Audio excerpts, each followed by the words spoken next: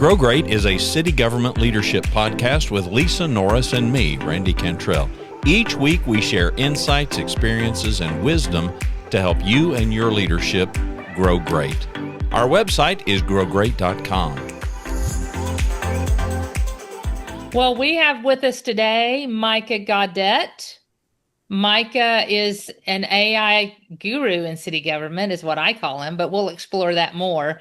AI, Micah, as you know, kind of become the big thing, and you really, whether you wanted it or not, are really becoming kind of the expert in city government and AI in city government, and what do we do with it?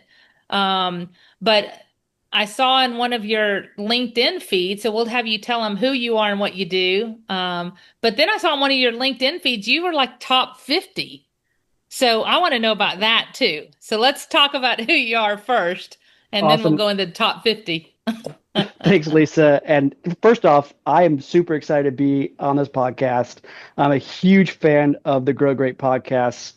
In fact, I think, Lisa, I cornered you at a conference a couple of years ago. I was like, oh, that's Lisa Norris. She's the one on the podcast. Yeah, I was like, you Yes. know me?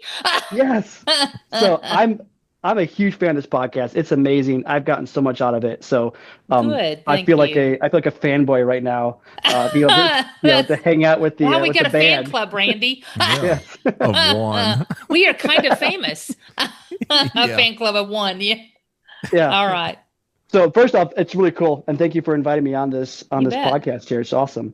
I've been in city government about over a decade now, and really when AI started, I thought it was a really interesting tool, and I used it in the worst possible ways, and that was come up with dad jokes for my kid, which my wife quickly realized was not a sustainable usage of ChatGPT, and so I found I needed to do something more productive. Only my dog was really amused by those dad jokes at the end of the day. So yeah, I've just started looking at ChatGPT and learning how to use it and talking about the different things I've done with it, and kind of created a sense of movement, which is just awesome. And it's not me, right? It's just I get to be the one talking about it, and hopefully it resonates with people. And as you said, recently GovTech put me in their top 50 AI public sector employees, which I'm not sure that means a whole lot because it's 50 of them. So it seems like it would be more of like a grocery list than an actual list of. You don't know if am I who's 50 who. or am I first? Yeah, I have no idea. Am I number 49? Am I number 2? Like I have no idea where I rank in this 50 of government public sector employees. But it was cool for them to do that, and I think it just Sure. speaks to the momentum and the curiosity that local government has around AI, which is Right. exciting. It's here, right? It's already here. Most of It's us are. here. It's a matter of adopting it or using it. And I think there's a fear factor. At least the people that I've interacted with, there's just a fear of what it can do, what it will do, and what it shouldn't do that you inadvertently use it for. Those are the things Yeah. that my staff seems to like. They kind of roll their eyes at first, but I keep telling them, look, well, let's have it work for us, not against it. It is a tool. So how can we Mhm. use it best? Yeah, I think anytime there's a new technology out, it often results in initial responses of fear, right? Yeah. There was an article I came across that it said, this demands the elements of danger are with us and demands the most careful consideration by our municipal authorities. And I think that really captures the heart of what we're doing with AI.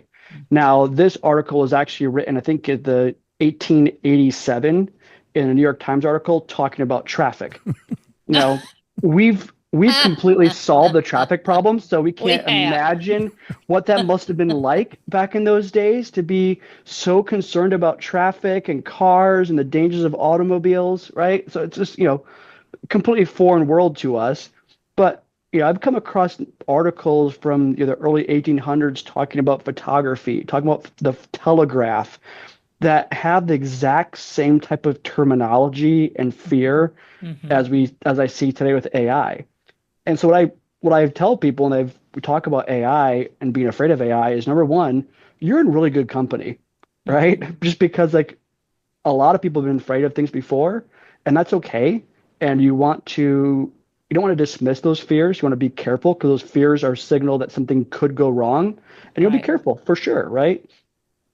But at the same time, we also recognize too that it really is a matter of fear because if it's new, it's unknown, and the more that we learn how to use it and use it appropriately, the less scary it gets, right? Right. It's like when Right. you're a teenager first behind the wheel. That's scary.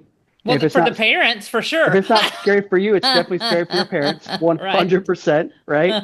That first time getting on the interstate, a little nerve-wracking, Yeah. right? Yeah. But over time, and today, I'm sure you get on the interstate, don't even think about it. You know, I mean, Right. and I mean, there's no fear there because you know how to operate the vehicle, you know how to operate safely. Yeah. And so I think the same thing with AI, just knowing how to use it, how to use it effectively, how to use it safely can really alleviate some of those fears. And just being familiar with it is a big step to eliminating some of those fears. Yeah, awesome. And Micah, for our listeners, tell them kind of where you're at, what public sector you're in, your role, so they kind of know where your perspective is coming from, and then Yes. what you oversee. So I'm in the only public sector that actually truly matters, and that's local government. Okay. So that's the only one that actually, I'm in the real one, right? The one that does The actual real, work. yeah, the one that Yes. matters. Yeah. Yes. So I'm in local government. I'm in the Phoenix metro area. I'm a deputy city manager, and my role is to oversee all public safety for the city here. Oh, So it's wow. Very good. I get to work with firefighters and police officers and court staff every day. And it's just, I'm super lucky to be able to be in this position. We have a great team. So That's I've awesome. been here at the city about 3 years. Prior to this, I was a town manager in a small mining town Okay. in east, about an hour east of Phoenix. Yeah, well, interesting. Have you had the police or fire public safety groups, have they started adopting aspects of AI? How are they using it?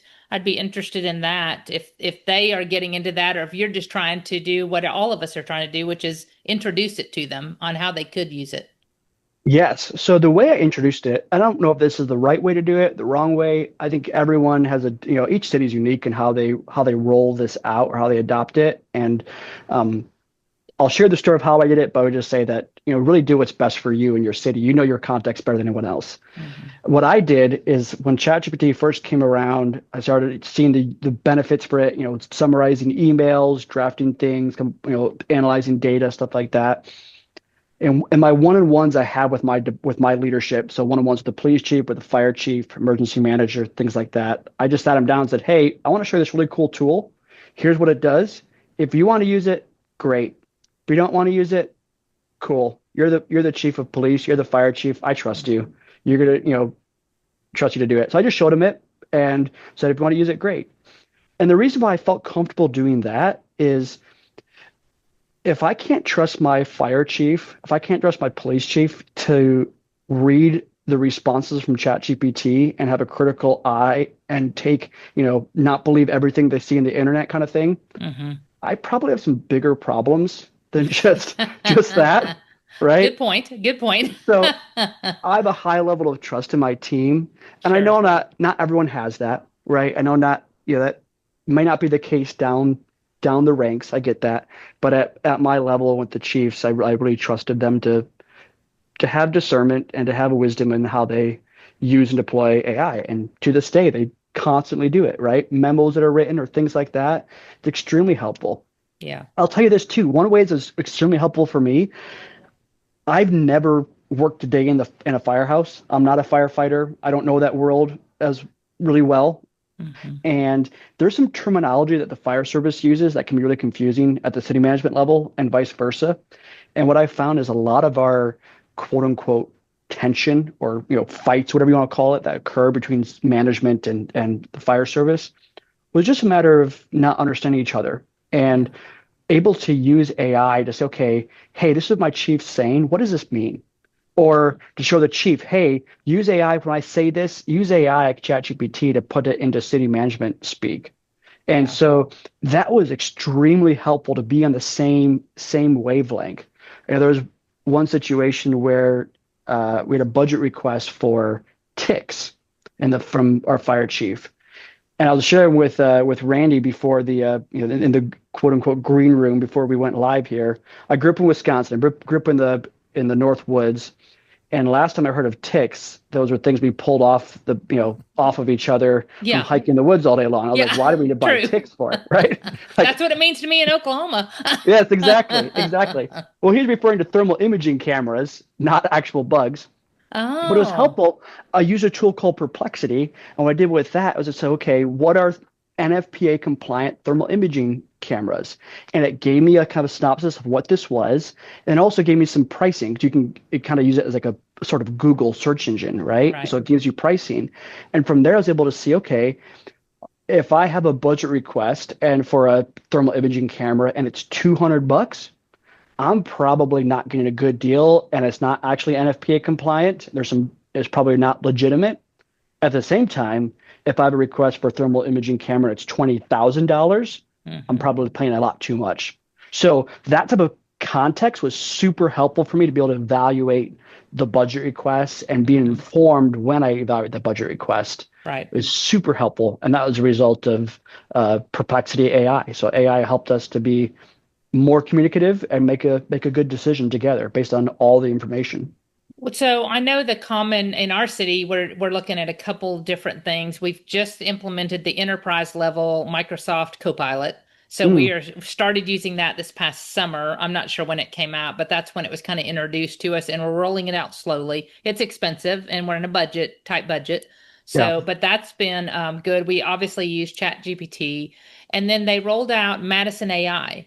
And I don't know yeah. if you've been exposed to Madison AI, but that was an interesting tool because it's rolled out to cities, at least in the Dallas, we're in the Dallas Fort Worth area. And what it does is it's on your server, and you load your ordinances, your minutes, your council meetings, your committee meetings, anything that has, that it's tied to making a decision in your entity. And it was really interesting because you can say, hey, go search for any issues on fruit trees. And it pulls up not only all the tree discussions, it tells you which meeting it was discussed at, when, who commented, and it lays it out. And then you can ask more questions like, which council member is most interested? And it tells you that. And it says, these are the typical questions asked, or these are the comments made. And it was pretty fantastic. And then we played with it further, and we're like, it's one of our deputy city managers is Megan. It's like, what would Megan ask and want to know about? And it's like, well, Megan typically, and it gives you a list of questions. And when they went Wow. to her and said, Megan, is this? She goes, 100%. Yep. That's exactly what I would want to know. And so, it was just another form of the tool that until you're introduced to it, because I was like, how's that going to help? How's that any different than a search feature on Google? Hmm. It's way Yeah, different because it cited it.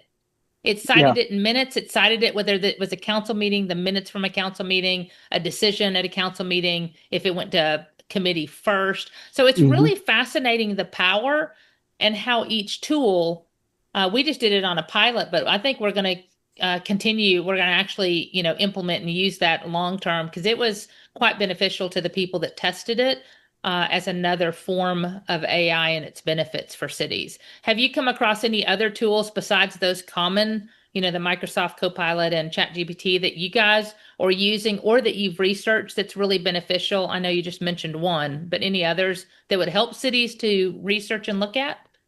Yeah, I mean, Madison AI is a phenomenal tool. I really like Madison AI for those reasons that you mentioned. I think I first heard of them from a SGR conference I was at. I think that's where I first saw them, and then engaging again with them through the Gov AI coalition out of San Jose. So they're doing incredible work. Right. I really like the team over at Polymorphic. They have a kind of an AI search thing, again, uh, built on your own data and things like Okay. that, kind of like the Madison AI side of things. And it does some really great things in terms of being able to, and it's more residential facing, I think, for the most part, even though there's Okay. some applications that are staff facing as well, and able to kind of generate reports, generate forms or things like that from your own data. And I think they do a great job with data security and things like that as well too. So I've really enjoyed Polymorphic, and really just any, I'm one of those guys that's curious about AI. So Yeah, of course. about once a week, I go online and I look for new AI tools just for the fun of it, and I'll do like a week trial or a month trial to kind of test things out. One of my favorite ones is a tool called Cove. It's basically like a COVE? COV? COVE, yeah. Okay. And it's basically like a project manager. So you can imagine like a whiteboard you would Mm-hmm. use. And so instead of having everything, in a ChatGPT conversation, it's all linear, right? So you have to, one step at a time. Where Right. Cove, what I like about that is my brain doesn't always work in a linear fashion. Sometimes one, two, three, and then I jump up to step five, and I'm like, oh, step five reminds me back to step two. So I go back to step It's two, okay. It's not just right? me that thinks like that. Yes, that's just how my Randy tries to bring me back all the time. So where's she going? I don't know where she's going with that. yeah. Best of luck, Randy. At least for me, I don't know. I don't know if you can wrangle that cat, but what Cove does is it allows you to have different like buckets, and you can basically just have different, like on a whiteboard, right? Imagine putting a whiteboard Yep. and you have a topic and you say, okay, I'm doing a strategic planning retreat and I want, so one bucket is the agenda. The next bucket is what are we having for lunch? And then the next bucket is who are the speakers? And the speakers are speaking of these different topics. And you can kind of go back and forth and see it as a virtual whiteboard, and it's Oh, AI cool. driven. So Yeah, I've not heard of that one. Okay. you can like drop links in there. You can drop PDFs in there. You can drop documents. You can generate text. To me, I find it's a really helpful tool for project management. Mhm. So that's one of my favorite ones I like to use, as well as the Awesome. kind of the easy, presentations.ai, which is great for creating quick presentations or things like that. Like Yeah. you just upload your notes or a summary, and then it generates a PowerPoint for you, which is somewhat helpful. Yeah. Now, have you tried to roll out? We talked about kind of rolling it out to your department heads that report to you. Has there been any initiative for cities that are going, gosh, what do I do first? I haven't even gotten started. Do you have any kind of guidance, maybe for our small cities that haven't gotten into this, or even larger cities that just maybe haven't dove in yet? Any thoughts or guidance on what do you do first, and how do you navigate it to keep your city safe, that we don't use it, where it hurts us? Yeah, I would say the what I propose is doing it through telling stories of success, right? And championing those stories of success where, hey, if you produce something really cool in ChatGPT, celebrate that, right? Hmm. And the more you do, what I find is that the more you do that and are open and honest about usage of ChatGPT, the more people feel comfortable doing it. And then when there's a case where someone might be going on the wrong way, because we already have a culture of being open and honest Yeah, and transparent about it and celebrating it, we can quickly say, oh, we don't want to, it's not something we want to put into chat GPT. That's protected right. information or things like that, right? Um, because for the most part, most of our cities already have policies against unauthorized disclosure of information. Right. And in those policies, it's pretty neutral in terms of what exact platform you're talking about. So we already have policies that say you can't, disclose HIPAA information or PII or, Yeah. criminal justice information. It doesn't matter if you put it in Outlook. It doesn't matter if you put it in ChatGPT, if you put it into Jim Bob's website. It doesn't matter, right? Yeah. It's You the just same. shouldn't do it. Don't do it, right? Yeah. So, and just being open and honest about, hey, this is it's an online website. It's an online publicly available information. So only put in information that's already publicly available, or, things that you have no concern about the world knowing about. Yeah. Like there's some things, I don't care if the world knows that I want to buy more fire trucks. That's Yeah. not a secret, right? I'm a city, we're looking to buy more fire trucks. And so even if it's not necessarily publicly available, if it's been officially announced, yeah, most cities are going to know, yeah, they're looking to buy more fire trucks. They need to buy more police cars at some point. So putting that information in there, I'm not that concerned about it, but just being wise and not putting in, protected information, I think is important. And there's so much publicly available data in a local government Yeah, of that course. Yeah. I have not ever found the need. I've never been bored in ChatGPT where I'm like, oh man, I ran out of things to do. Like Yeah. I You haven't haven't faced experienced that that yet. yet, huh? Yeah, maybe one day. I haven't got that far yet. No, I haven't. Well, Micah, I haven't gotten there in 29 years, so we'll see. You let me know if it changes. But to your Yeah. point, you were talking about getting people just to celebrate those stories, learning kind of it can help you. The thing I face the most is the fears. I just recently posted on LinkedIn about how do we go to cultivate trust in that Yeah. AI world. What are you facing? We're so new at it, but what do you see are the issues around trust, and kind of what did you write about specifically? I just kind of gleaned that paragraph, but didn't have a lot of time. Yeah. Let me let me turn the question back at you, Okay. Lisa, and pick on your brain too, and not necessarily AI itself, Mm-hmm. but one of the reasons why I love this podcast is I think one of the underlying themes of this podcast is developing trust, right? Mm-hmm. Trust Of amongst course. staff, trust amongst That's about leadership, leadership. Yeah. trust with with uh, with residents and things like that. I think AI is simply a use case for that, and it's an important use case for sure. So I guess the question would be, what are ways in your experience that you've seen ways to develop trust within staff and things like that? I think we could probably draw some things out that are applicable to AI based on that Yeah. overarching One of the idea. big things, I'm a big believer, I don't know about everybody else, but I'm a big believer, trust starts with relationships. Yeah. It's relationships with citizens that know you're telling them the truth, that you can be honest and open. We have to know what we can say and not say. You don't want to disclose too much, but if you develop relationships with citizens that they know you'll get them the answer that you can provide, relationships with vendors, relationships with my teammates, relationships with peers. Trust to me develops the most from those relationships you form, and then your actions that follow and mirror that. In other words, what I say I'm going to do, I need to be sure I do.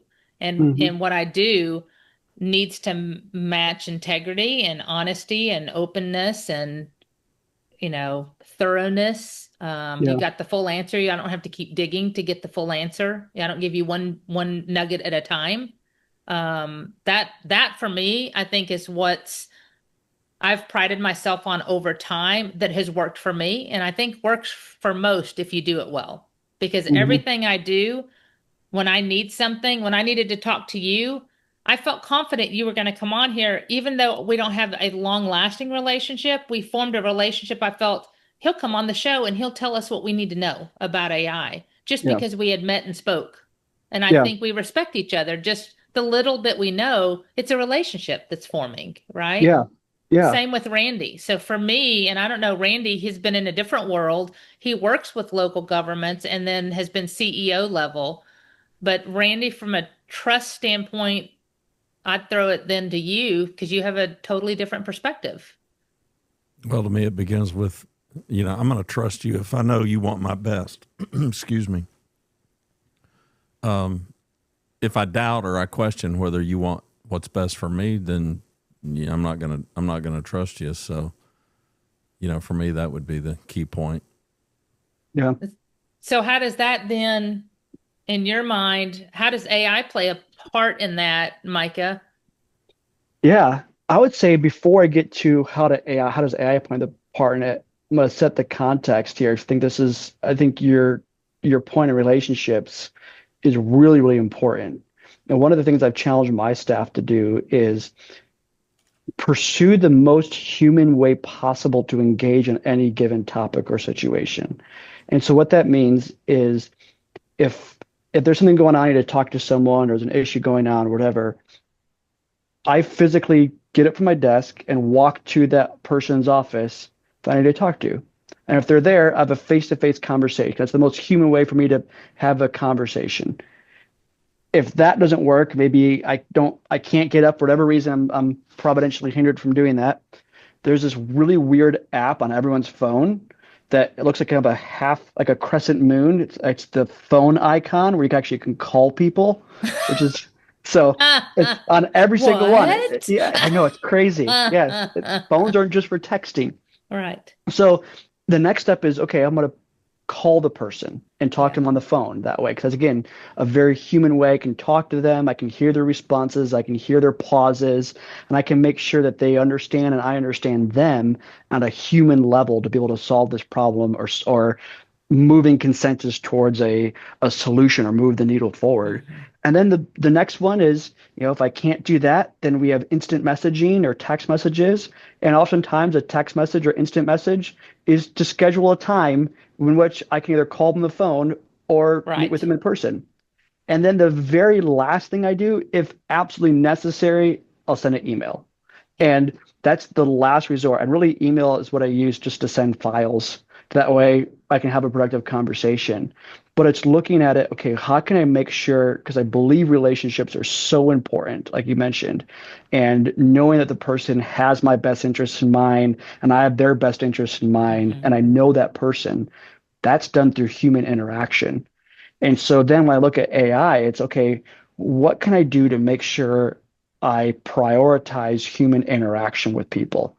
And it's not just a matter of how do I make staff more efficient. It's what are things that I can take off my staff's time, right? What are things I can do to take time off of my police officers? That way they can spend more time with residents in the community. Are there things I can do with my, if my fire chief is able to quickly summarize a PDF or quickly drop an email, that way they can meet with the school board and talk to kids in a school, and develop those personal relationships. Because that's really where the real work is done, I believe, is in relationship building and building that community. So everything we're doing is about that. And there's been times too, I had a conversation recently with my staff, not AI related, but I think it's applicable. We rolled out a kind of a 911 diversion response program where we embedded into our dispatch center, we embedded people who are trained on being able to handle mental health and behavioral health calls, and then refer those callers to the right resources, and not having to send a police officer or a firefighter out to those calls for service unless it's appropriate and needed. And I was explaining to my team one day, because they're like, hey, yeah, we're doing this because we want to save officers time. I said, no. I don't care if it takes more time for the officers. What we want is the right response to those situations. We want to make sure that people walk away from those situations with the help that they need. And if it takes more time for us, it takes more time for us, because we want to do the right thing, regardless of how long it takes to do the right thing, because we prioritize that relationship. We prioritize relationship building. Well, and so much, don't you feel, for those watching on the podcast, I look like an angel right now because the sunlight has changed and it's coming in and hitting me in the face. But haven't you found, to your point, relationships often take more time, because you can send an email in 30 seconds. It takes us a little bit more time to walk down the hall and have a face-to-face, but the value from that is exponentially increased, I think, from just having interaction, to the point I even tell staff when we're on virtual calls, because so much is done virtually and everybody turns it off so you see their initials. Yes. I'm like, man, I'm like, guys, can everybody just turn on the camera? I just want to feel like I can see you, not to check in and validate that you're listening. But I told them, I just want to see, when we're in this digital world and everything is virtual, when I can't be in person, I'd love to just see your face, so I feel like we're having a conversation together. I'm not talking to an initial, I just try to tell people that. I said, I know it seems intrusive. I'm not trying to be intrusive, but I'd love to have just a face-to-face if we can't actually be face-to-face. I think that's really important. And I think because, yes, there's an initial investment in time, like you mentioned, Lisa, right? It does take longer to walk across the hall and have a conversation as opposed to the 15 seconds it takes to draft an email. Most of the time, though, what I find is that initial 15-second email results in another 15-second email, and another one, and another one, and another one. And there's this whole string of emails. Yes, and eventually that results in a phone call. Oh, crap, I got to go talk to this person. Or it's one of us going, stop, everybody time out. Pick up the phone. We're going to solve this. It's gone too far. Or it escalates into a major misunderstanding. Correct. Correct. We often read the white on the page instead of the black text that's on there, I find. Yeah. And I thought it was really interesting because of your approach on this. Because for me, when I was saying there seemed to be fear in AI, I keep hearing it's going to, initially, I think we're kind of doing what you suggested, which is telling the stories more. It's here's how I used it, and it Hmm. saved me time, and look what it produced in 10 seconds Yeah. versus me working on something for 4 hours, like a PowerPoint, Yep. where you're trying to get the right. It's much easier to edit than it is to create. And if it Yeah. can create your baseline, then all you need to do is tweak it, right? Yeah. Make sure the facts are accurate, make sure the pictures reflect what you want. But the to your point, what I found was really interesting when you're talking about trust. For us, it was always fear. It's going to replace people. It's Hmm. gonna. It's gonna. You're working us out of a job. Hmm. And I keep telling people, and we had an interesting conversation earlier, but I keep telling people it's not going to really work you out of a job. It's just going to get your, I call it, let AI do the tactical day-to-day stuff that it can do easily that we spend a lot of Hmm. hours on. So I can use your brain on brain things, Yeah. strategy, Yeah. logic, Yeah. creation of programs. It can tell you what others have done on a program or how to do a program, but it doesn't know what works for you. But when we talked about this earlier, you mentioned, well, it could work you out of a job, but you had a good explanation for that. You work yourself out of a job if you don't adapt. Kind of. That wasn't your words, but it was something to that effect. And I thought that was really interesting. Yeah, I think like any technology, right? Any transformative technology across human history has resulted in job displacement, Hmm. right? Whether it was, the invention of the automobile put carriage makers out of business, out of work, Hmm. right? We no longer needed people to make carriages anymore. Now that shifted, right? Because they could shift from making, wooden carriage wheels to making rubber tires. Right. So it shifts. And I'm a believer in that we are created to work and we're created to be productive. And so I think there will always be some kind of productive work to do.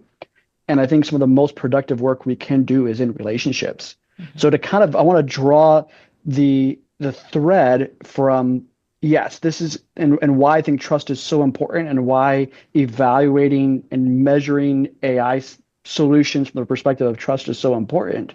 So you mentioned the example of, hey, I use this AI to write this document and it took me 10 minutes instead of this PowerPoint took me 10 minutes instead of 4 hours. Hmm. I would say like that alone is a great use case. And what I would tell people is go the next step, connect the dots, right? It's I was able to do this in 10 minutes and save 3 hours and 15 minutes. So I was able to spend more time with this person in a conversation. I was able to Correct. develop this relationship more. Because at the end of the day, right, you think of our front desk staff, right? And imagine we have a tool that can help automate the different 311 calls they would Hmm. receive or things like that. If Even if they were able to automate those calls and save, an hour a day in what they do they get to leave early? No. No, They they still just have to get sit their there. time gets reallocated to Yes. something else more So valuable. there's exactly. Yeah. So on its own, for them, there's no real benefit to saving time because saving time doesn't result in anything measurably different in their workday unless we look at it and say, okay, where do we move this time? Is it actually beneficial? Yeah. And that's one of the things too, is you look at AI solutions and some AI solutions will promise, we'll save, hundreds of hours a year in staff time. But then when you dig deep, you're like, okay, you're only really saving 5-10 minutes at a time, and those 5-10 minutes aren't really usable. They just get absorbed in the day to day, and so you Yeah. don't really have really useful time you're actually saving. And so then it's like, okay, is that really something we want to pursue if we're not actually able to get any real benefit from it? But Yeah. making that connection between time saved to the outcome of that time saved, because our goal isn't to save time as such. Our goal is to build relationships with each other, with our community, with our electeds, and things like that. It's that relationship building that really is, to me, at the core of it and at the core of the real ROI of AI solutions. Yeah. It gives you back time to do other things that AI cannot do. And it's interesting because I don't know about your city. But if I get 30 minutes back, I'm not twiddling my thumbs going, man, now what am I going to do today? I mean, Yeah. I've got a list a year long of things that I Yeah. need to get done that I can't ever get to that Yeah. really have so much more value than the phone calls, than the PowerPoint. Those are all important. Yeah. But man, if I can get something else, the machine, the AI, even I don't even want my staff having to do that. If I can get it to produce that quickly and they Mhm. have their time back from when they were working on my behalf and I have time back, that is so much more valuable with what we can do with that time in city government to, our whole podcast is about influence, about Yeah. our ability, and you talk about relationships, that is your ability to influence, whether you're growing a team member, whether you're working with a vendor, trying to build a relationship for a product you need, whether it's working with you, Micah, on I need to meet with Micah to see how he's using it so we can use it better. Think about all those significant multipliers that produce better value for our city, which produces more value for our community. If we can just salvage 30 minutes times my 1,800 people. Yeah. 30 minutes. That's a lot of time that we have saved. And it can do a lot more than 30 minutes of time saving. That is such a great point about being intentional about the time that's saved. I'm not saying that just because the sun's shining in your face and it makes you seem like everything you say is super important. That actually really is a really, really, important thing there about being intentional about the time that's saved Yeah. is so important. And yeah, so you can do those more higher level things and those things that really involve more nuance and more thought and care with those bigger picture problems.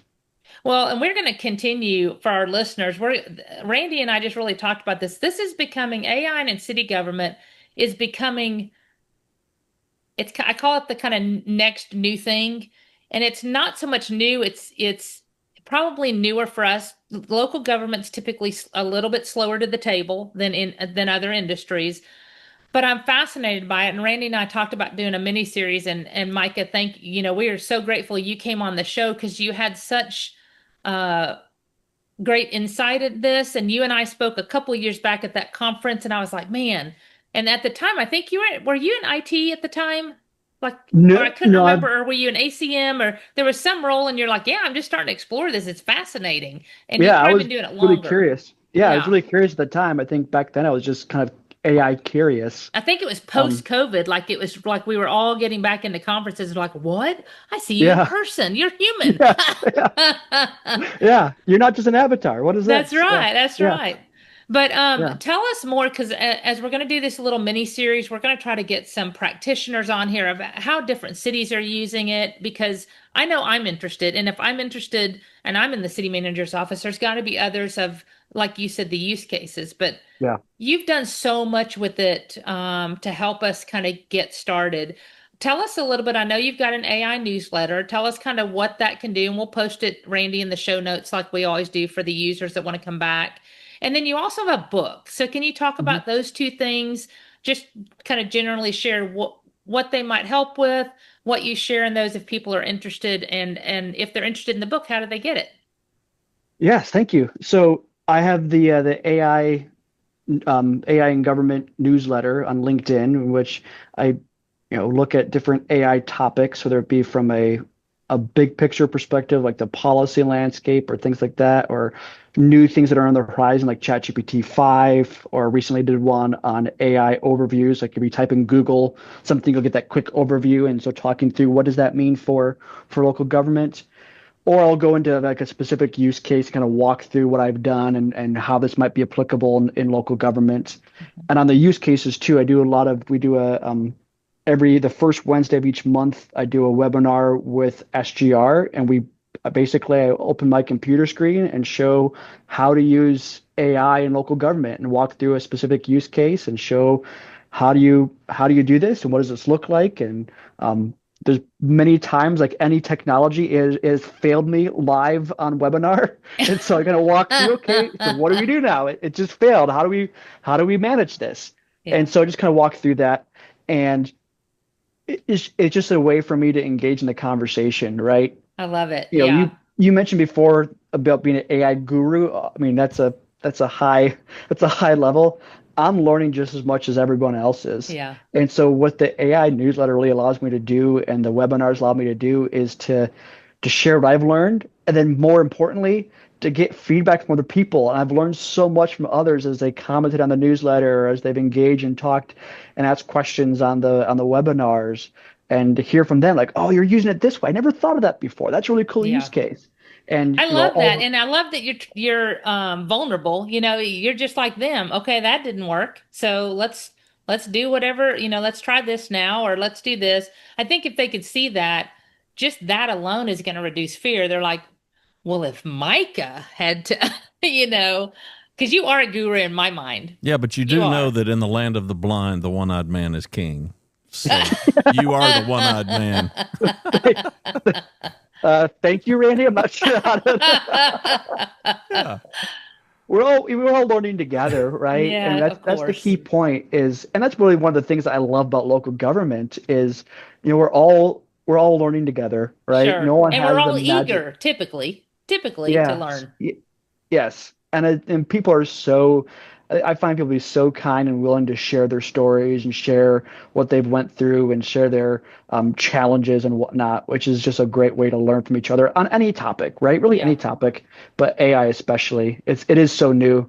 And what I hope to do, because it is so new, what I was hoping to do with the book Fragile Systems, it over the last couple of years, I've had the opportunity to go and speak at different conferences and talk to people about AI and local government and things like that. And some questions just kept coming up and coming up. And I was just thinking about this. And so the original title of the book was 25 Questions I've Heard About AI and Government. But I just didn't feel like that was it wasn't a catchy title at first. So I rebranded it to Fragile Systems. Smart move. Yep. Yes. Yep. And so it really was just a collection of, okay, how are we approaching AI? And what I kept coming back to is that in local government, we are not a machine that's to be optimized. This is a ecosystem in which every piece is doing something together. And sometimes when something takes longer, that's not a sign of it being inefficient or bureaucratic. It's a sign of health. It's a sign of redundancy. It's a sign of making sure everything's working together. And Yeah. to understand that when we introduce AI into an environment, we're not just introducing a software like anything else. This is, to me, it's different. We're introducing almost like a new species into a living environment. And Right. so making sure that when we're doing that, okay, how does that, it's going to, so it's not a question of if, it's a question of how will that impact the other living organisms, the humans in that environment? Mhm. And how does the humans react to the AI that's being introduced in the environment? And so Well, and taking everything the, in that environment and that ecosystem continues to change. You talk about adapt or die. I mean, yeah, we're gonna have to adapt because it's not the stat we went through navigating this the political environment over the last several years. We've navigated community. We've navigated all of these different things that continue to change because in every city we have 20, 30 little businesses. I mean, it truly is an ecosystem because we are managing so many different industries under one roof that yeah, you have to how often has fire had to adapt to change? Has yep, police had to adapt to body cams and how we're yes, going to navigate that? And then community engagement. And now parks, where they were trying to build the streets and buildings, now it's going back to green space. And we're all trying hmm to navigate how do we get more green space and community engagement and those kind of things. So this is another aspect that can substantially impact, like you said, it is another kind of organism or being. It's another hmm thing that is yeah, significant in the way we do business. They just rolled out here, and I haven't gotten to test it yet. This week, as a matter of fact, they rolled out, there's a number they asked us to call and said, ask it any questions you can think of. And it's some AI like help desk, it oh, sounds that's like. cool. Yeah. And I haven't gotten to call it, but I've seen several people saying, yeah, I asked it, how do I get a garage permit? Where do I go to get animal services? And it's giving out all of our information. And they said, so far, all the people that have asked said it's been absolutely correct. So Hmm. it's just now it's a new phone tool Not, I'm thinking AI is a search tool. It's not. So this is another aspect of it. I'm like, to me, it's fascinating because I'm thinking, man, and you talk about efficiency to improve relationships, which impacts our ecosystem. You're exactly right. This is all intertwined. It's all on perspective. You can either fear it or embrace it to move forward. I think at its core too, if I could summarize what AI is and the AI transformation of our world, because it's here. The train left the station a long time ago. It's here. Yeah. At its core, AI implementation is change management. And that's really what it comes down to and to me, I don't know of any group of individuals better positioned for change management than local government. Right. That's what we do every day. Right? Yeah, that's our business. That is our business, is change management. Right. And so to me, I think that's why I'm very bullish on local governments using it, because I think we can shape it the right way as long as we're careful of it. And one of the chapters in Fragile System is a chapter titled The Efficiency Illusion, and talking through, okay, we can't just be efficient, because efficiency, I look at efficiency, I don't remember if I used this example in the book or if it's just something I've used in conferences. Efficiency is like is like an accelerator on the car. It's extremely helpful when you know you're going the right direction. But if you're going the wrong direction, it's deadly. And so just to make sure, okay, are you going the right direction as a city? And then if you add AI into that, into AI efficiency, you gotta make sure you're going the right direction. You know where you're heading. Because if you're not, you're just gonna go off the cliff faster. That's all that's gonna happen. That's true. Well, Micah, you have provided so much insight. We appreciate it. I'm sure we'll have you back on. Thanks for kicking off this series. Can I ask a favor before we bail out? Yeah, definitely. I want to hear the most clever usage of AI that you've come across so far in city government. But the most clever usage. It's probably not my PowerPoint, huh? The PowerPoint's cool. I'm trying to think of the most clever usage.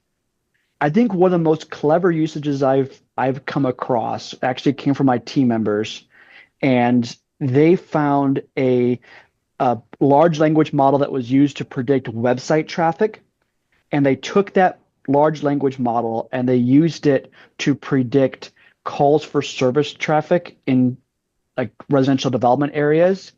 And based on the data, there was a 95 to 96% accuracy rate with what the model produced versus with the actual calls for service that were generated from a year to a year. And that was from a web traffic analyzer. So that was pretty cool. So that's really cool. I'll brag on my team member George Berger on that one, because he's a brilliant guy, and glad he's on our team. Shout out to George. Good job. There you go. Yeah. There you go. Well, any kind of final closing comments for our listeners? We're just so thankful to have you on. I know we'll have you back on, I'm sure, because we just scratched the surface. But any last comments you'd like to add? I would just share something I was thinking about today, and it's a verse that says, "It is required of stewards that they be found faithful." And so just to know that as stewards of public trust and local government, right, faithfulness and being careful what we're doing is extremely important. And so it's okay to be afraid.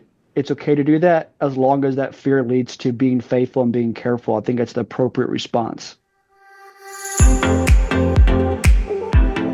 Thanks for watching and listening to Grow Great, the City Government Leadership Podcast.